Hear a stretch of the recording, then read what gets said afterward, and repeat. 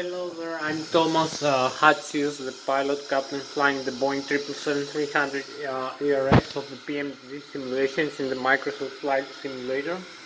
As I said, tonight's flight is going to be flying from Zurich International Airport, overflying Zurich, Switzerland and Germany, and then coming back into the Switzerland and Zurich International Airport runway 14 for landing.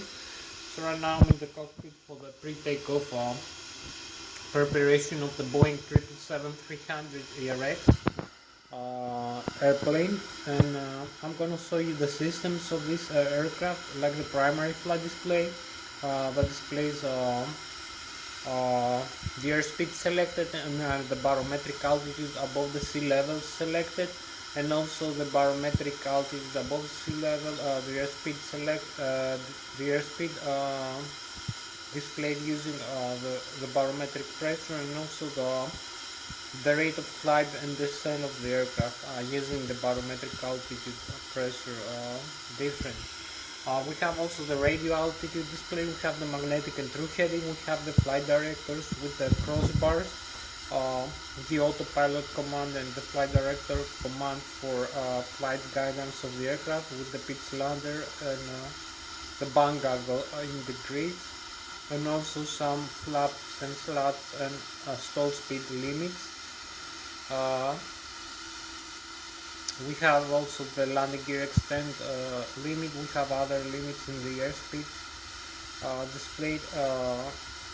So I'm gonna show you. We also have the takeoff speeds displayed in the airspeed display. So we have other displays like the barometric altitude above the sea level. We have the navigation display with the airport's waypoints, the position of the aircraft, the GPS position, also the terrain radar scan around our aircraft. We have also the magnetic and true heading, and also we have a difference between the magnetic and the true north pole, the magnetic variation depending on where we are in the globe. So these systems work using in the overhead panel of the aircraft the ADIRU, the Air Data News Reference Unit system that controls the 3 or 2 GPS receivers, the gyroscopic acceleration and deceleration using laser gyroscopes, the procession of the aircraft as it's flying, and also the horizontal and vertical attitude, and also the angle of attack of the aircraft, the barometric altitude, the barometric airspeed, the dynamic airspeed, and also the rate of climb and descent using the barometric altitude difference. So we also have the compass, the magnetic compass, for displaying the magnetic and true north pole and the difference using the GPS. So we also have other systems. Also in the primary flight display we have the Lszh localizer for guiding the aircraft using vertical and horizontal guidance in the runway of its airport that has an Lszh localizer receiver, radio receiver, so transmitter. So I'm gonna show you now this system. So you can see here in the primary flight display, as you can see, we have here is the airspeed displayed using we have the ground speed, we have the airspeed selected in the autopilot flight director system displayed with purple with magenta.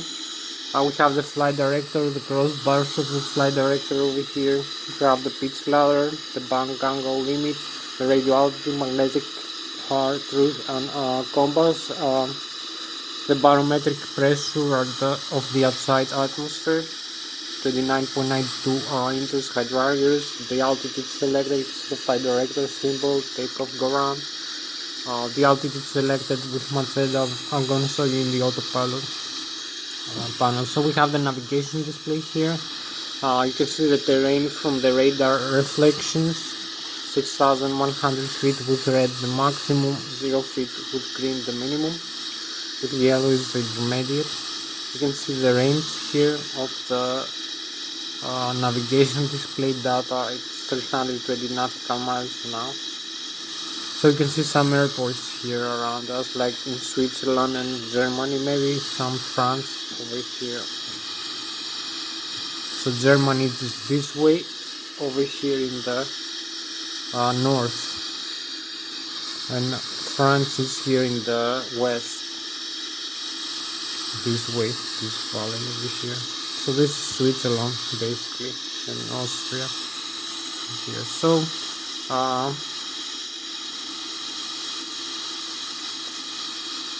so you can see some other displays here. I will show you. We have also other data. We're gonna be having.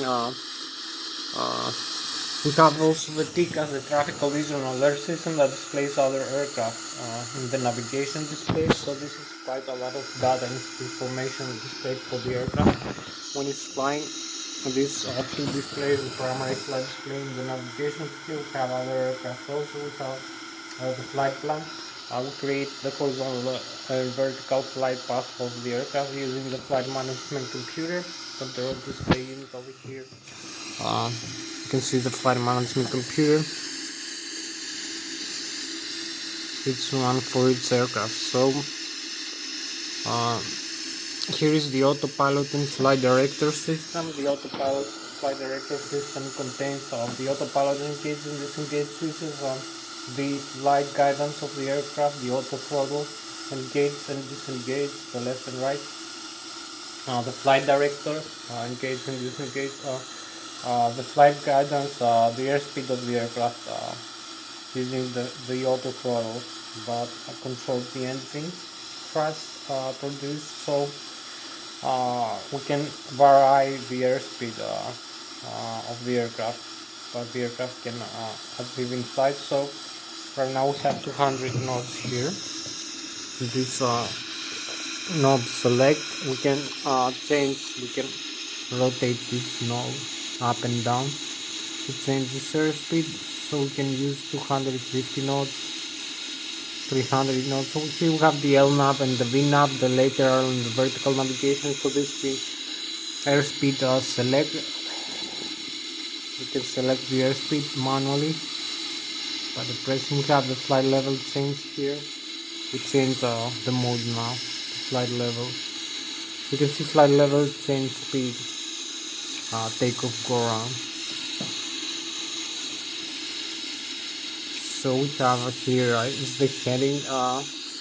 We have the airspeed guidance. We have the heading guidance of the aircraft. We have lateral and vertical navigation. So we have the airspeed knob. We have the flight level change, the auto thrust engage, the flight continue. This is for the thrust of the engine. This is the auto throttle. So we have also the lateral and the vertical navigation, the L nav and the V nav function using the flight management computer inputs. We have the autopilot engage and disengage. We have the heading select knob and the heading hold switch. We have the airspeed select knob and the airspeed hold switch. We have the vertical speed rate of flying the descent in thousands of feet per minute. Select glider and hold switch. And we have the flight path angle or vertical speed. We can change to 2.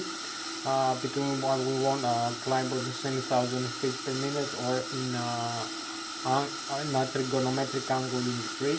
We also have the altitude hold switch and the altitude select node. You can change the altitude. So you can see here is the airspeed. I'll set the autopilot engage. So you press this, you engage the autopilot here. Here is the heading. You can see the heading of the aircraft. We will use the runway right now heading, about 136 degrees. You can see the L nav, V nav, auto thrust, climb continues, the flight directors here, on and off. You can see the auto throttle. Here engage and disengage. We have, this is the press bar also, and we have the bang angle limiting degrees for flying the aircraft. So we can change this mode back to what it was. Heading hold and altitude. It will display the flight director.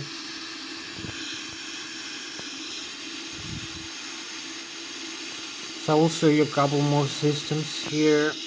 I will show you the thrust levers. I will show you as much as I can as we have inside. So you can select here the altitude of the aircraft in hundreds or in thousands of feet. Select this is the vertical speed, flight path angles here.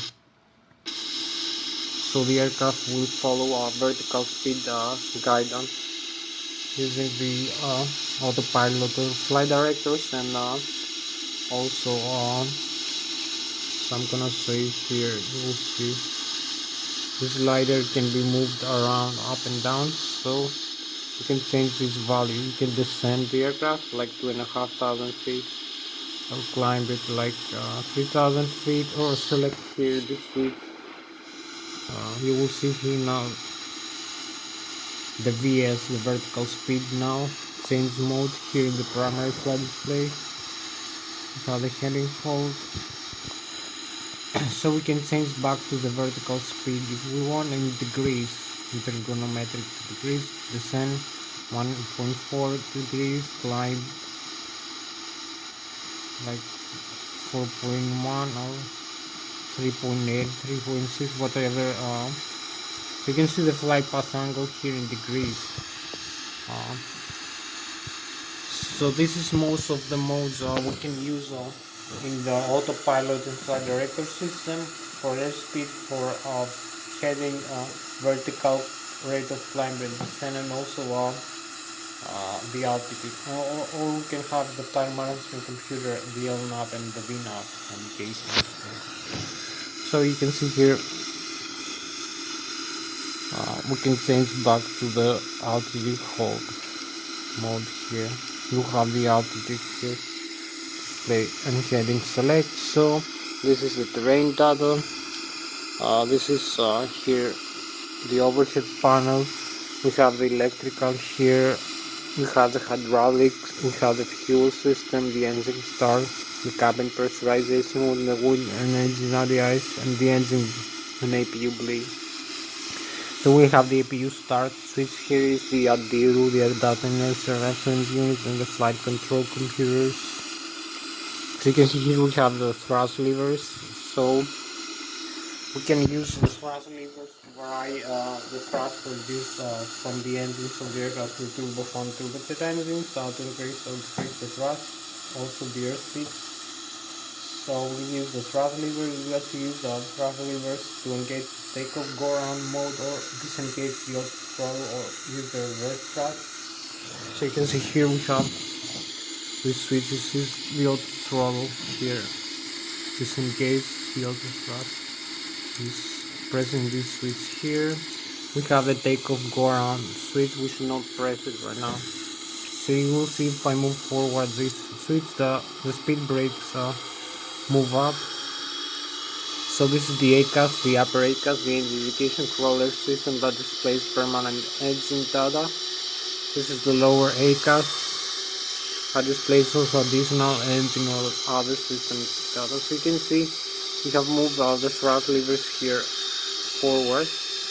If we move them even further, we're gonna have the message here, the warning, we're not configured for takeoff right now. But you can see the thrust here increase. Now we move back to the idle. So you can see here is the thrust levers position right now, and here is the thrust produced is increasing.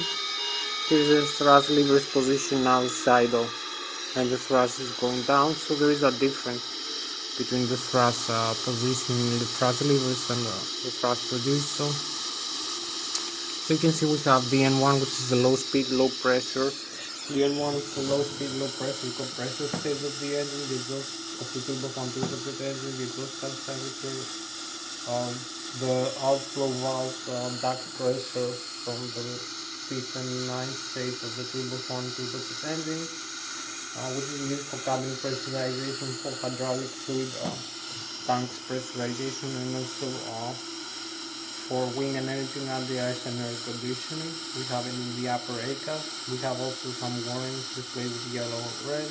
We have the landing gear position and the flap lever position, the 1000 kg of total fuel. The composition you will see here is the upper ACAS, the N1, as I said, the low speed, low pressure compression stage of the engine, the exhaust gas temperature, the duct pressure from the engine to be increased. The thrust levers position, we also have more duct pressure. We have the cabin altitude, the rate, the also valves. So this system over here is the cabin pressurization. In this view of the panels, so I will show you later. You can see here we also have the flap position here, the flap switch. You can move it down. For takeoff position, this increases the wing surface. We have more wing like this, more wing, more lift, also more drag, so we can fly with less airspeed or with more weight. So you will see here the flap position is moving down to the 30s. You can see the total fuel here, other indications. So the flap is as such here. You see in this view, this is the flaps, as you can see here. This wing coming down to the 30 degrees position to help us in takeoff or in landing, flying with lower airspeed. You have more lift. More lift is the force that moves the aircraft upward. That counters the downward force of the gravity. So here we have the fuel flow control levers. You can see for the engines. So this is the fuel engine cut-out switches. We cut out the fuel to the engine. We have the fire extinguishers. We have also the electronic trim cut-out switches. We have the speed brakes and the horizontal stabilizer trim position, normal and alternate. So this is the cut-out switches for the stabilizer trim over here. This is the stabilizer trim position, the horizontal tail. You can see the cut-out normal. We should have it in the normal fine, unless we have a failure and we need to disengage the automatic trimming, the electrical trimming. We have all the mechanical. So this is the trim position of the tail. As you can see the position. You can see this is the thrust, the reverse thrust, the flaps position here, down to the 30 degrees. So you can see 30 degrees here. It's also the flaps position displayed here now. Flaps 30. So this agrees, is correct. So you have the fire extinguishers, you have the radio communication panel here, the navigation panel. This is the parking brake, very important. The transponder for transmitting our position and altitude to other aircraft and also receiving, and also the airport, the air traffic controller, radio, the radar, the weather and terrain radar. We have the radar trim here for the vertical tail stabilizer, other systems. So you can see here also we have the thrust reverse. We can move the levers down, up when we land. The speed brakes also moving up. So we have here displayed, you can see the N1 increases. So we have the reverse. This is the reverse doors, blocker doors open. We have the reverse thrust here, so slowing down the airplane, this aircraft. So we can close this, engage again. You will see the systems working in the flight. So maybe be a little bit more fast for this flight. It's better. So we have also the landing altitude, the landing gear here. So disengage this reverse. The reverse is gone here. We have back the initial limit. We have the auto brake. We use it mostly for landing or for takeoff. We have the alternate gear here for the gravity extension. You have the landing gear extender retract for the aircraft, the flaps override, gear override, some other switches. You can see the flap limit here for extend the flap lever of the aircraft, the speed. So memo. So this is the FS electronic flight instrument system. Besides the autopilot and also the displays of these systems here. So you can see additionally we have the N2, which is the high speed, high pressure rotor stage of the turbofan turbojet engine. We have the fuel flow per engine per hour, 1000 kilograms right now at idle per engine per hour, the oil pressure, oil temperature, oil quantity, the vibration of the N2 of the engine. So these displays of the engines are displayed and monitored like the M1, the exhaust gas temperature. All these displays of the engines are monitored and displayed using the FADEX, the full authority digital electronic control computer, one installed per engine, per turbofan turbojet engine. Dual channel computer that controls and monitors the N1, the low speed, low pressure compression stage of the engine, the exhaust gas temperature, the fuel flow per engine per hour, the N2, which is the high pressure, high temperature, and high pressure and high rotor state of the turbofan turbojet engine. And also we have the oil quantity, the oil temperature, the vibration of the engine, other factors. So it has a lot of sensors for managing the engine thrust inside this FADEX computer. You control the FADEX computers here in the overhead panel, as you can see. I will show you this view also now. So we go here. So here is the overhead overhead panel. This view of the aircraft. As you can see, we have this cockpit again, the Boeing 777 300 direct. You can see these instruments again, like the thrust levers, the speed brakes, another view here. So if I move forward, these thrust levers use the engine thrust, again the N1. The display select the start bar instrument here, the control wheel. So we have the speed brakes. We can extend the speed brakes when we have the thrust levers at idle. The pitch spring position here, the parking brake. You can see all these switches work here as well in this view. So this is the fire extinguisher, security transporter, the radio and communication panel. You have a trim position for the captain and the first officer also. And here's the flaps position. Use for takeoff. Also we can use like we can move it up.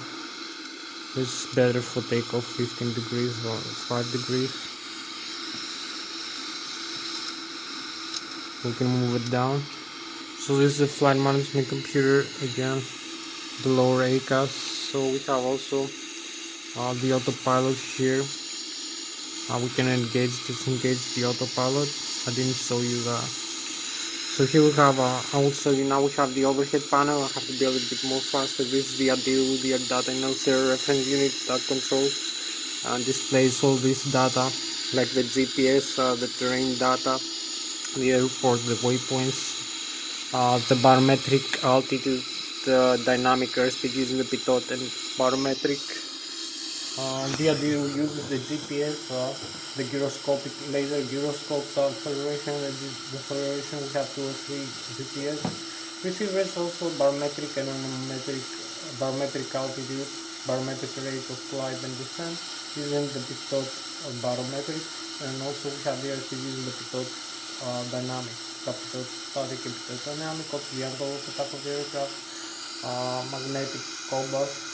So the magnetic and true north pole difference, variation, barometric pressure, and other data, maybe like radio altitude, the altitude of the aircraft as it flies. This here, the bank angle and pitch. So also has the angle of attack of the aircraft as it flies. We need to reposition the aircraft if we turn off the switch, the ADIRU. So we have also the flight management computer, the primary flight computers here. We have the electrical panel, left and right engine electrical. the batteries. Here's the APU, so we need to start the APU here, the auxiliary power unit in the start position. So if I come over here, you will see some other systems now over here. So this is the engines again, the displays. You will see here in the status we have the APU starting right now. The APU, you're gonna use the APU to start the engines, to turn off the engines and start them again. So you can see the rotations per minute here increase with those gas temperature. The APU provides for electrical and also compressed air, alternate current and compressed air for starting the engine. So you will see here in the electrical we have the APU generator is off right now, displayed with white. We have the left and right engine generators, the backup generators, the batteries here in the systems display. So you will see the APU now in a couple of seconds. It's almost ready, 99%. So here we have it, the APU is ready here. It's also in the air systems, the compressor, the left and the right engine compressor, the duct pressure here. So we'll show you other systems. So we have also, you can see the left, right engine. You can use it, the APU for compressor. It's a small compressor in the tail of the aircraft. It's connected with these duct lines. You can see the white is no compressor right now. It's empty. The green line is full with compressor. So the left and the right engine used primarily for wing and engine at the eyes, for cabin pressurization, for heating, for ventilation of the cabin, air conditioning, and also the cabin pressurization as climb and descent. So if I move the thrust levers forward here, you will see the duct pressure increase here. The more I move the thrust lever, the more duct pressure we have from the left and right engine.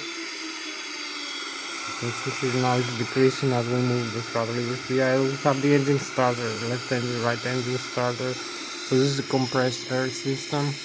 This is the electrical system using the APU also, as well as the engine driving electromagnetic generators. Here's the hydraulics. We have the left and right engine hydraulic systems. 3000 psi used to pressurize the flight controls. I'll tell you in a while. So it's left engine, right engine compressors, and also electrically driven compressors, the valves. So you can see the pumps here, symbol with squares, the valves, VSOV, the sort of valves in case of fire. These are turned off automatically, so or in case of other failures. So we have also the fuel here, left and right engine fuel, the crossfeeds, the forward and the aft pumps, the fuel quantity here in each wing, left wing, right wing. We have the direct current, the DC here connected to the APU feed lines. So you can see the engine symbol here, the left engine, the right engine. So you can see the low and the high pressure fuel valves here. You can see also the crossfeeds used to feed either engine with either tank or either pump. So also it will have fuel imbalance. So you can see the temperature of the fuel. So you can see crossfeed here. The center tank is empty. It may contain the same fuel as the wing tanks are doing. So there's another nice view here of this panel.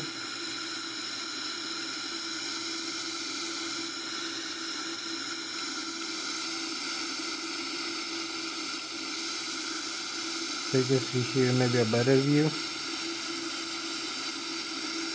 for these displays, maybe better view. So a little bit faster, I will show you a couple more things. We have here the doors are closed and the cabin of the aircraft is pressurized, very important. The landing gear, you can see the tires of the aircraft in the landing gear and the nose wheel. You can see the pressure inside it, there is air in each one, no blown, and also the temperature of the brakes. It's not over here. We have the flight controls here. You see the left and right wing. You see the engines here. You can see the tail, the horizontal tail stabilizer, also the rudder. If we move, for instance, here the rudder pedals, you will see that this is moving the flight controls, the control wheel here, movement. You can see we have control, directional control of the aircraft, the rudder pedals here, that controls the vertical stabilizer. Position here is the rudder, as you can see. This is the stabilizer trim, horizontal stabilizer, the rudder trim position, ailerons and spoilers. I will talk to you in a couple of minutes about this. Left and right flaperons. So I show you these systems, the electrical. I will show you here in the overhead lower panel. We have also the overhead upper panel.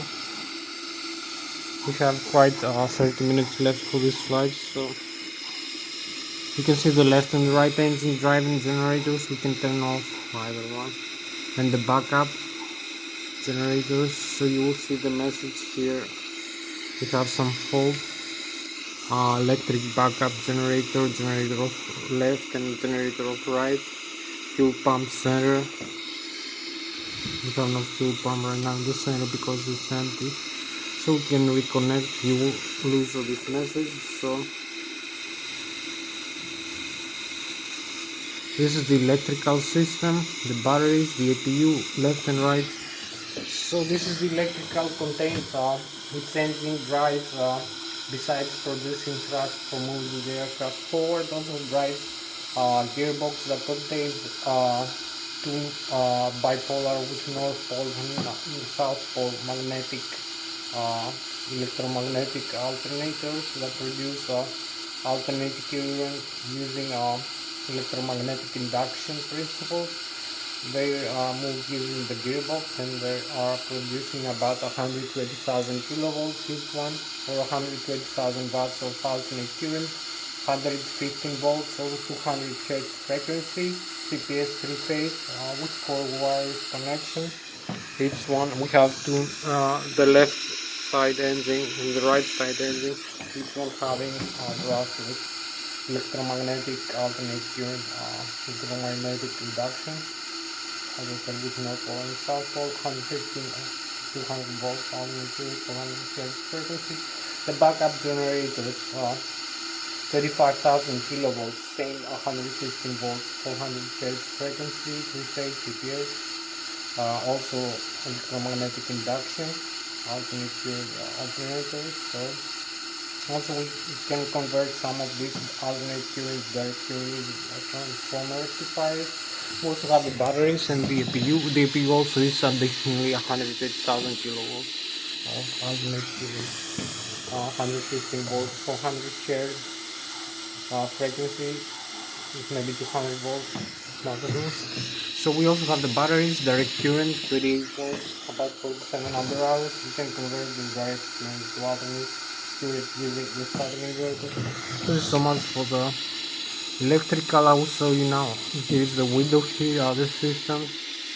I will tell you about another time. So this is the hydraulics that I showed you before, the left and engine drive. And so if I turn off each one, we will lose the hydraulics on the left and the right engine.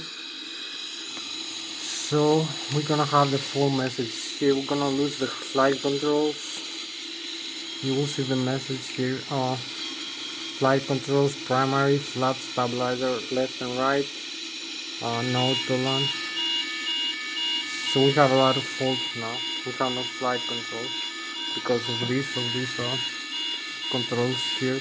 So if we go back into the virtual cockpit and look here, we can move this, but we lost the flight controls here. It's crossed. It's not working because there is no hydraulic pressure from the engine. You can see the hydraulic left, right, and center display. You can see one more time. Here's the left, right, center, Lszh, the left engine, right engine, and also backup. So the electrical is working well. Hydraulic is fault here. You can see not working right now.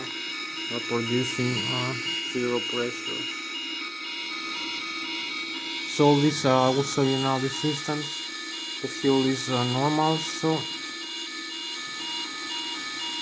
if we reconnect this back to the on position,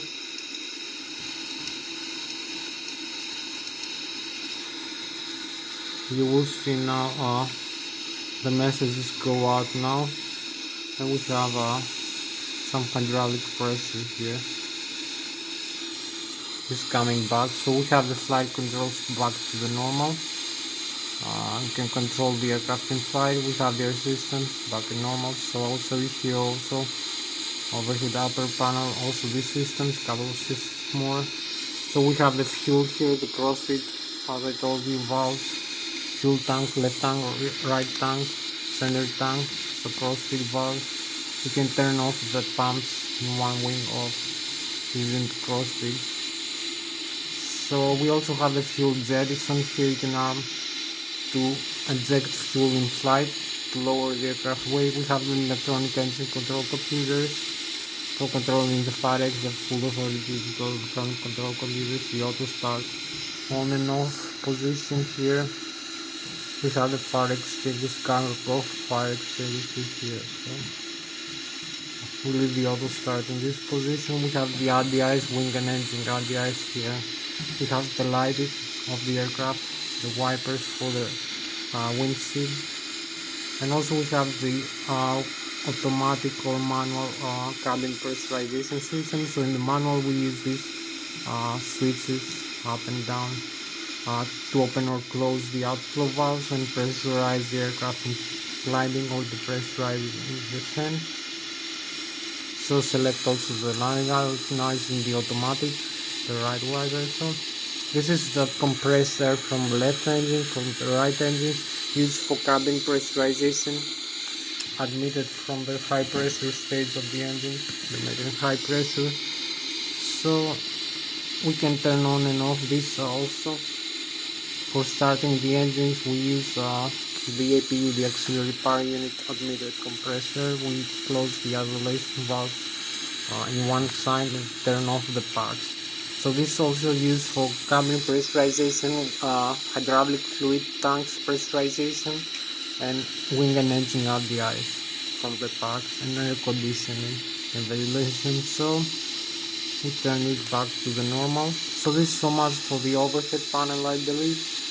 Have a few more time left for flying this aircraft. I will show you now. I show you all these systems here. We turn back to the auto. I show you also here in this display what the systems are doing. The compressor, left and right engine, the APU. Gonna start the engines. This is the APU compressor also for cabin pressurization, wind and engine out the eyes from the packs, left and right pack, the isolation valve. I'll show you in the overhead panel. The hydraulic here. I'll show you the demand pumps here, the fuel, left and right engine. The APU also feeds from the wing, left and right wing tanks. The APU from the left tank. The crossfeed is now on. Gear system also for other modes. So we have also this which is the checklist, the normal menu of the checklist and non-normal. So what to do before start, for instance, is in the computer display and warnings. If we have a failure, an engine failure, for instance, we need to complete all these items. We need to go in the non-normal menu, like engines and APU. If we have engine control right, so we go back to the normal menu. We have the communications here, other systems, the nav also. So we go back to the engine. We're gonna make an engine start demonstration maybe now. I'll show you we have like a few more minutes left. I will show you the flight controls. So the flight controls, you use the control wheel and the control columns of the Boeing aircraft, the yoke of the Boeing airplane, to control the aircraft elevators moving up and moving down. you pitch up and pitch down. You can use it also in this simulator. We use this side stick here to pitch up and pitch down. The aircraft knows also bang roll left and right the aircraft, so you can see. Also moving the rudder pedals, use it for the stabilizer trim position, the thrust levers. The stabilizer trim balances the aircraft in flight. So you can see we have a proportional movement here. Also I show you the flight controls movement here in this display.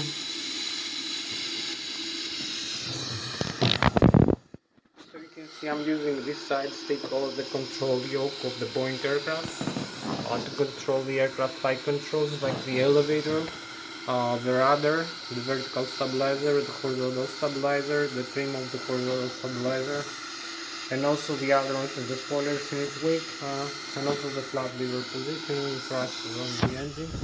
I'm using this control here, so you can see.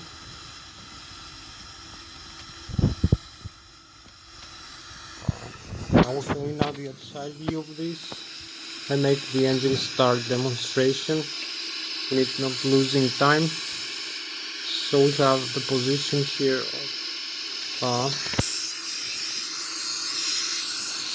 of the elevator and also of the rudder. You can see here I'm moving the flight control surfaces to control the aircraft when it's flying.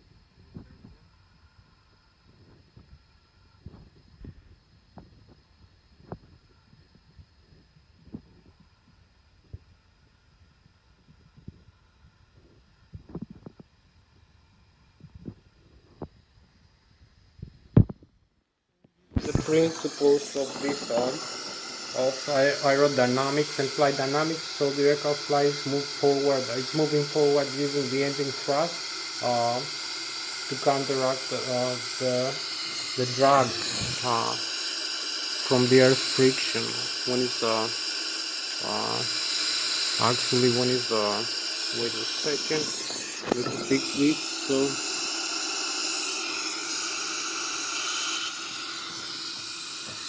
So when it's airborne, it's flying using its principles. So the lift produced from the wings when the airspeed is enough, is above 150 knots, like 250 kilometers an hour for this aircraft, depending on its weight or higher, to counteract the stall speed. It produces enough airspeed, produce enough lift to take off, to create a differential pressure between the upper and the lower wing surface. Lower pressure in the upper wing, high pressure in the lower wing. So it starts flying, it's becoming airborne, and uses its vertical and horizontal tails mostly for directional control, picks up and picks down. The elevator position here, as you can see, picks up, picks down using the control stick. Also bang roll left and right using the ailerons and the spoilers. So you can see this here, and also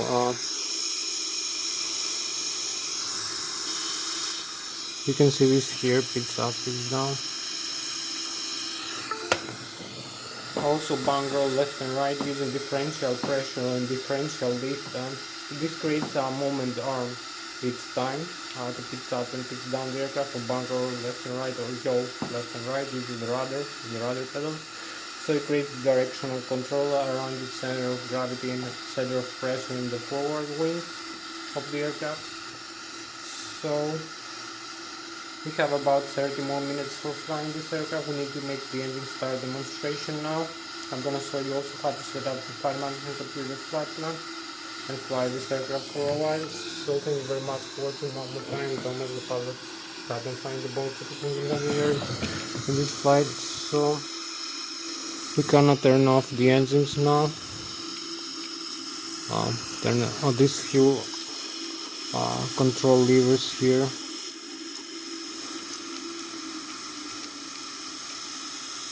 So you're gonna see the engine's rotation going down, the N1, We have the engine start on now message.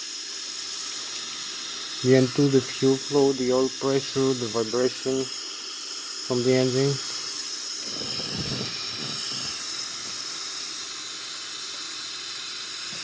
So you can see now we make this is the flight controls I was telling you. This is the center of aerodynamic pressure, 35% of the mean aerodynamic force, the forward wing that produces the lift of the aircraft.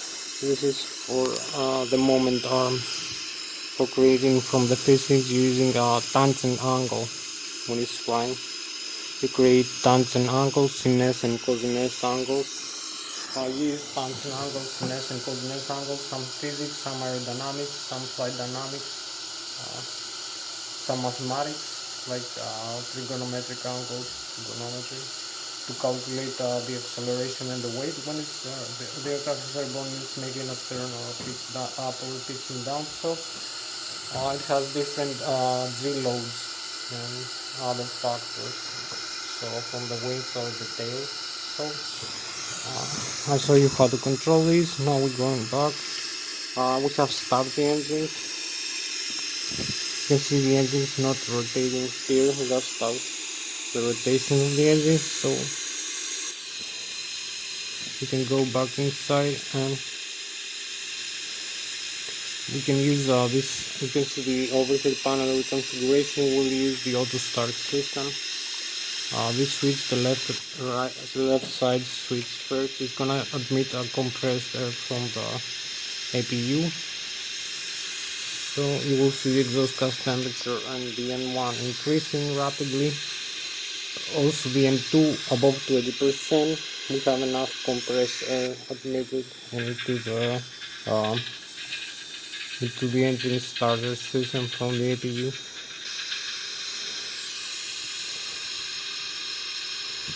So we can start this fuel flow into the run position. So you will see the fuel flow from 0 here in the lower ACAS going up to 0.5 also N2 increase rapidly. So we have the left wing engine now start for this Boeing 777 airplane. So here we go, we're ready. The left wing engine is on and working, so we'll go into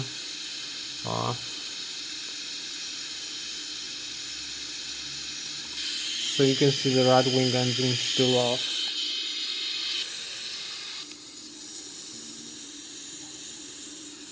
So stop here this. We go back into the right wing. Here you can see we start the right wing engine now.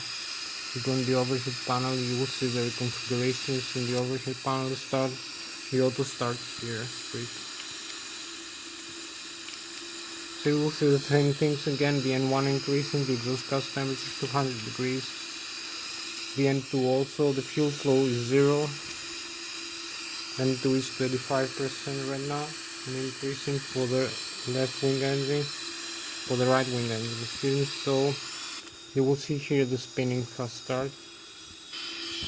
We have spinning the right wing engine now. So we have about a few more minutes left to go. Start the right wing engine. So here we go. N1 increases, exhaust gas temperature, N2 also, fuel flow. So here we have the right wing engine on. You can see the Boeing 777. So we're going the other side view now. We're going to the cockpit, only one item left to go. Set up the flaps position here up, 35, 15. And set up a flight management computer here. Flight plan very fast, as much as we're having time. So we go here in the FMC, the menu, the FMC. You see the model, you can see the position, initialize. I use this for the ADIR data inertial reference unit to initialize the position, GPS position, set inertial position, gyroscopic acceleration. So here we have the zero fuel weight, the gross weight and the fuel calculations, the reserves, we're gonna use 5%, whatever we like. The flight altitude, cruise altitude 250 to 25,000 feet, and costing is 100, the minimum fuel temperature, and cruising center of gravity. So we have the route from this airport back to this airport, this runway, the departure here ILS-14, trans this Z2 Alpha, departure and arrival, again arrival here ILS-14, trans this Neglia 1 Alpha, trans Amity, select this, trans Negra, so deactivate and exit the flight plan. You will see the flight plan here created. So we have all the modes ready here. We have also the ILS tune, the ILS localizer, flight director, the autopilot set for takeoff. We can use the LNAV we want. The heading, the altitude, the airspeed that I show you, we can connect and disconnect the autopilot in flight above 400 feet. So we use also the flaps position for takeoff here, 15 degrees. The center of gravity 4% trim up here. Nose speed, nose position. So we have the takeoff speed 133, V rotate 140, and V2 with gross weight and center of gravity of the mean aerodynamic chord. So we can go now taxi into the runway. We're ready for takeoff. There's a few more, couple more minutes left. So you can see this view here where we are. We have like 30 more minutes for this flight. So need to be very fast. So we have 30 more minutes for this flight. I'm gonna taxi now the aircraft into the runway. Thank you for watching one more time. I'm Thomas Hatsios, the pilot campus, flying the Boeing 777-300 ERS flight.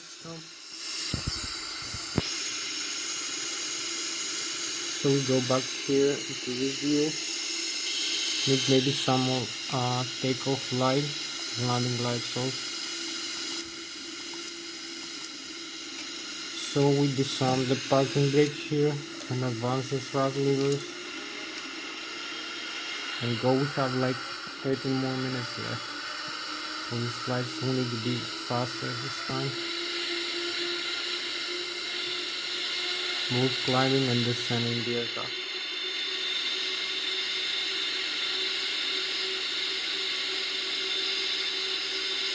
We use some directional control here, using the rudder pedals and also the tiller. The tiller is moving the nose wheel of the aircraft.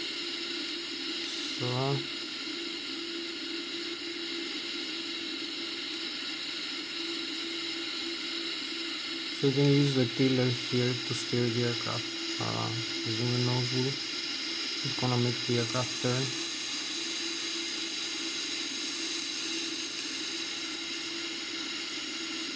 So we are aligned. We have we can come here in this view here where we are in the runway. We can only now apply full takeoff ground thrust. You can see the runway position. Our aircraft here.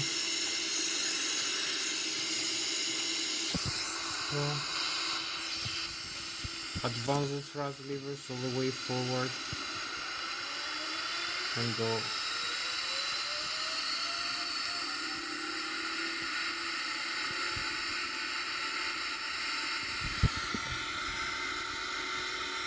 We have like 18 more minutes for this flight. So we have the speeds here. You can see increase 140 knots. We have V1, we rotate V2. So come over here, the pitch up slightly, the aircraft, and here we go. We're going very fast right now, as you can see. So here we have it. Positive rate of climb, I will track the landing gear. Here we are. This maximum takeoff ground thrust.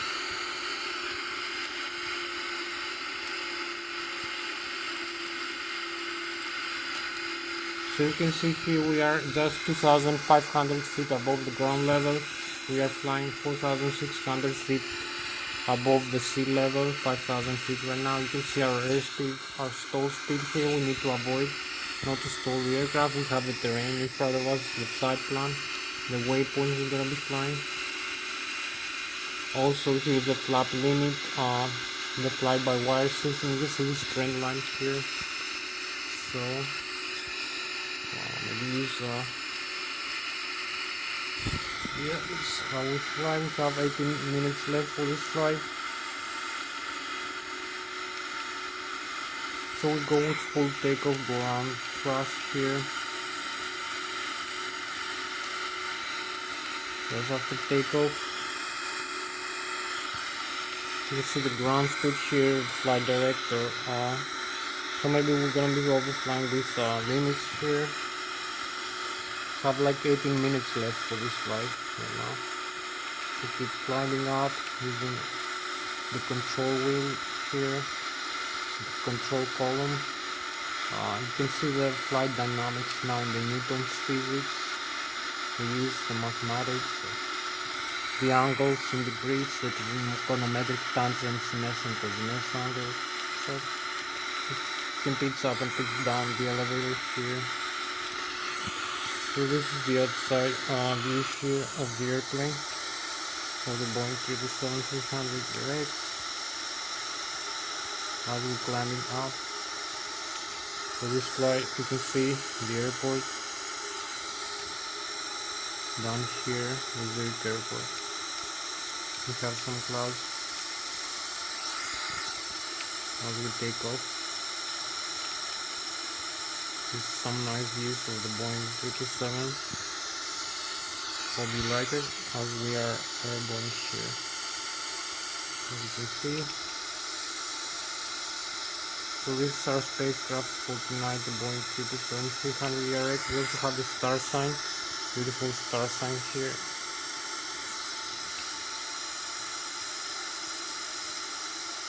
We're just flying over 15,000 feet.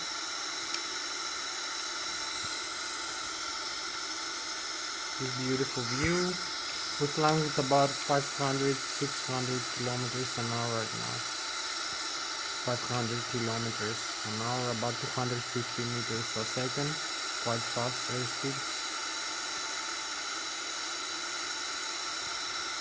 You can see the Zurich in the back here, keep climbing up.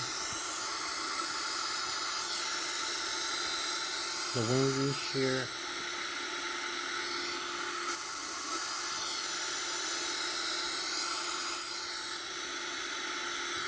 Usually we climb through 17,000 feet, so maybe now we need to use this direct to this waypoint Lszh. So we now fly directly to the next waypoint. Keep flying manually. L-map here. You can look for maybe for the auto thrust here beneath. So we need to balance a little bit, maybe retract some flaps here to increase the margin of the airspeed we can achieve in flight. So you can see the max speed here, also in the primary flight display. So the max speed, we have other data displayed as we climb.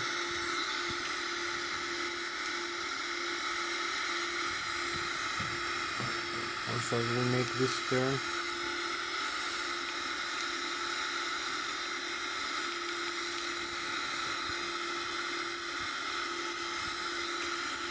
So now we have 15 minutes left to go for this flight.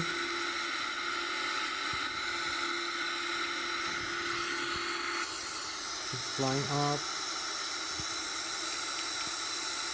You can see the airport here. Left behind the Zurich. Here is the lake, the Switzerland. You can see how beautiful Switzerland is. You can see the star sign also. Crossing 21,000 feet. We're gonna have the chemtrails in a while, like in a couple of minutes. We fly now with about 600 kilometers an hour, or about 250, 300 meters a second almost. So Mach 0.5, 32,000. You can see the thrust lever position here for the climb out.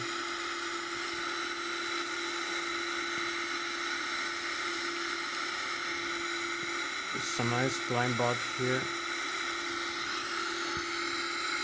33,000. Now we have the chemtrails here. Start having the chemtrails here. Here we are. Chemtrails. Wow. So this is the frozen exhaust vapors from the engine.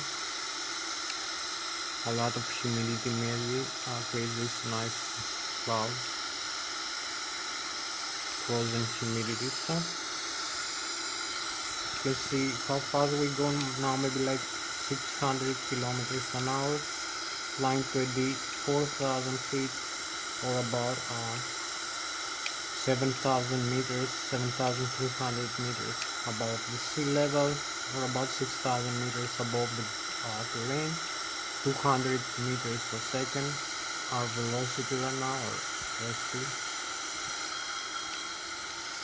So we reach the climb altitude here. Let's descend a little bit. It's down. So we can start turning back into the airport now. You can see Germany in front of us. We have the Bayern region, the Bayern Munich. Here is overflying the Germany Valley here in the front. So this side is Germany, the Bayern Munich area, and the Bavarian Alps. This is so we're going back now into the airport.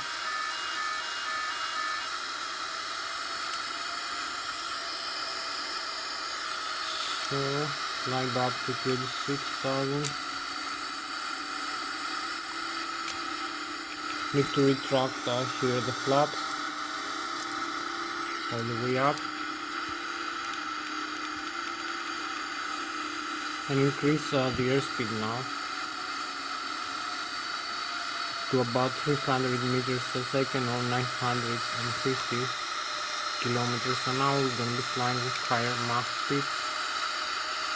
So here we are, 36,000 feet here, level off.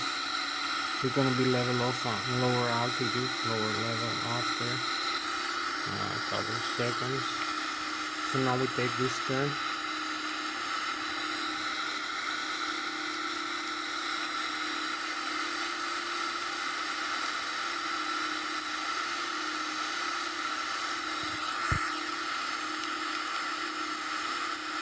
We are about 35,700 feet, maybe go down to 35,000.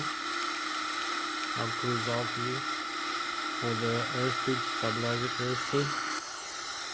So here is our position now as we bang roll back into the airport, overflying Germany, the Bayern and Bavaria region, back into the Switzerland. So we have the St. Gallen Lake, flying with about 900 kilometers an hour, 300 meters a second. Our airspeed right now.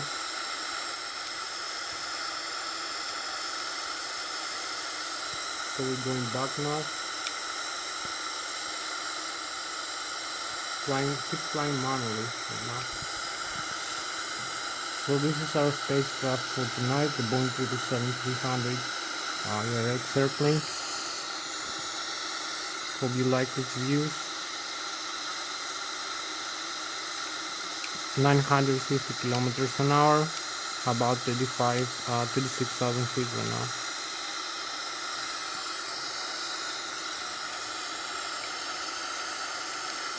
So you can climb lower altitude right now, 35,000 feet. We connect the autopilot now. You can connect the autopilot, it's gonna stabilize it.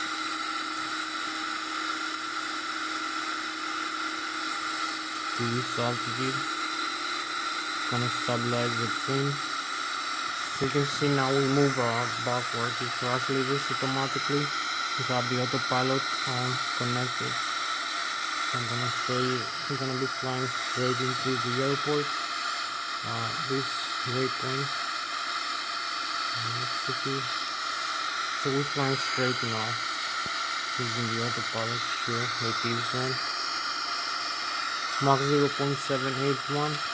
So we're gonna use also the approach speed limit. The approach speed here. Flap speed. This is for landing. The landing reference. When we approach the airport for landing.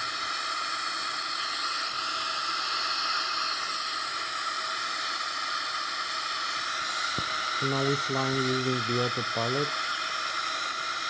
A little bit more smoother flying. Maybe.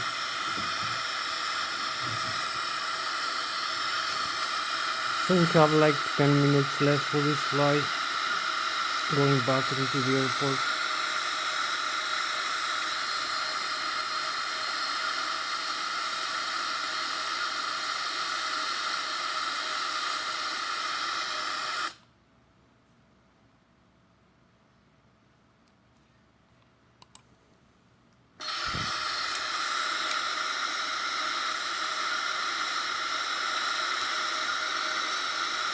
So we keep flying now with a little bit higher airspeed.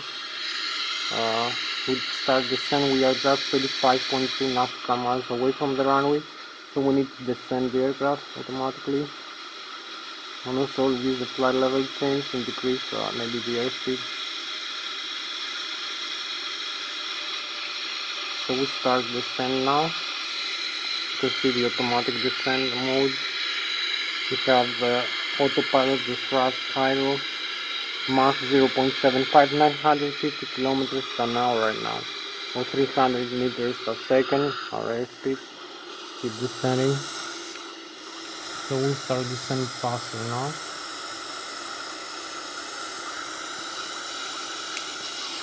So this is our flight altitude. This is our spacecraft for tonight, the Boeing 737-300 air rate. Hope you enjoying this view.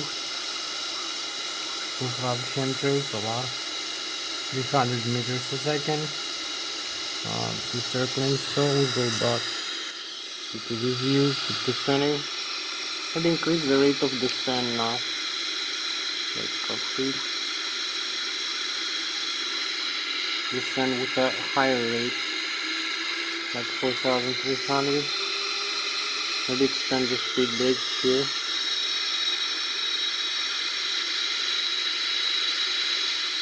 So we are just 19 nautical miles away.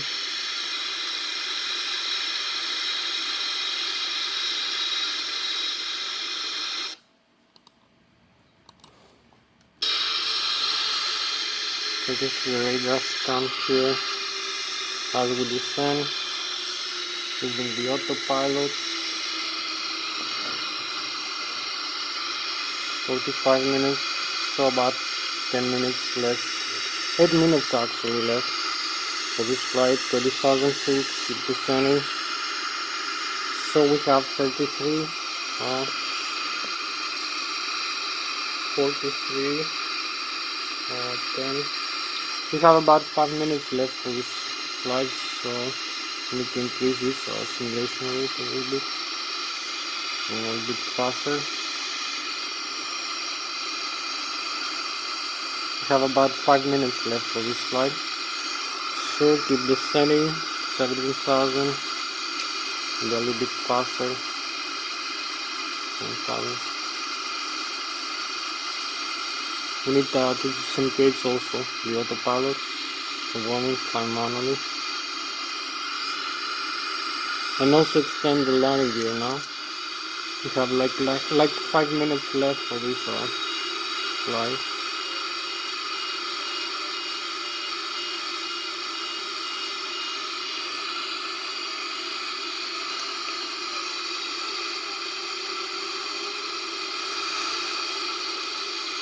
Still a little bit higher than it should be.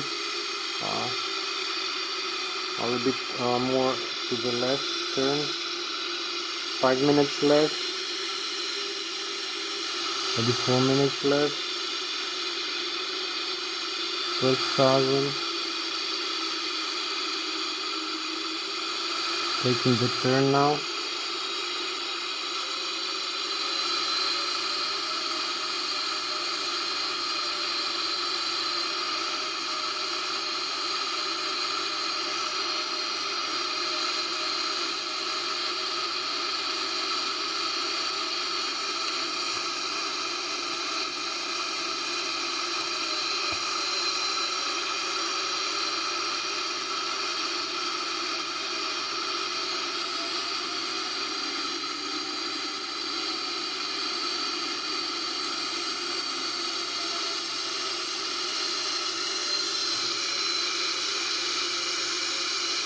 We have the review now, what we do. So need to decrease the airspeed now.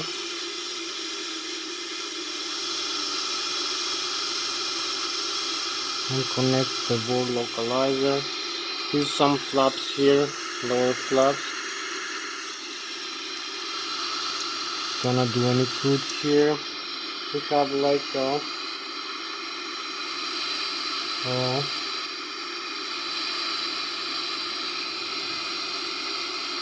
we have like 3 minutes left for this flight. So here is our position here, where we are right now. As we're coming back into the airport, we are very close into the airport. So you can see here, the landing gear is down. We're going down for landing.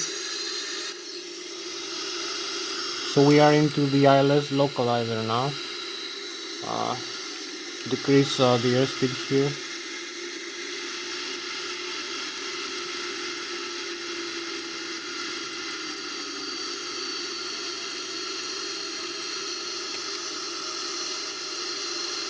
So here we are in the Lszh localizer. We're coming down. We have like 3 more minutes left to go. We have with a little bit more flaps. So you can see the thrust is decreasing automatically. With just a little bit higher, but there is no problem. We are over flying the river. We still have a few more miles to go. We can use a higher pitch rate here for descending the aircraft. We have like a couple more minutes left for this simulation to end, for this video actually, record to end, like 3 more minutes.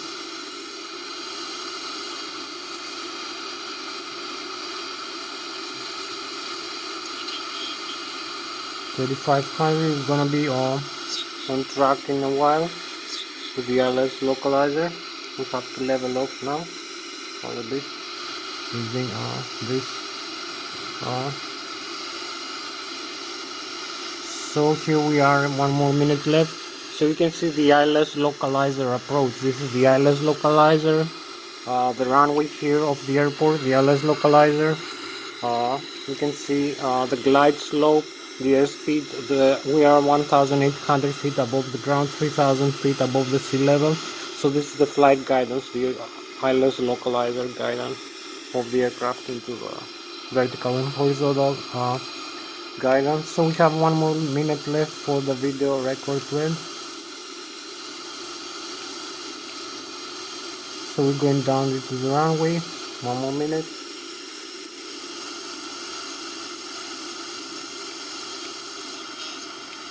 In a few seconds.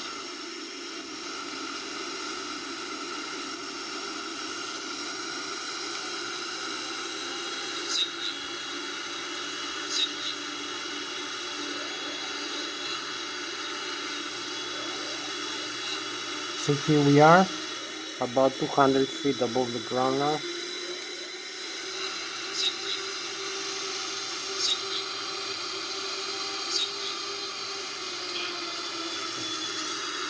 Here we are, just touching down. Very nice, very beautiful touchdown. So we have the reverse thrust and the parking brake set. And we slow down the aircraft.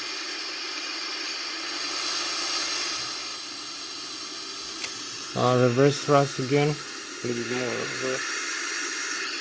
So here we are, just landed, runway 14.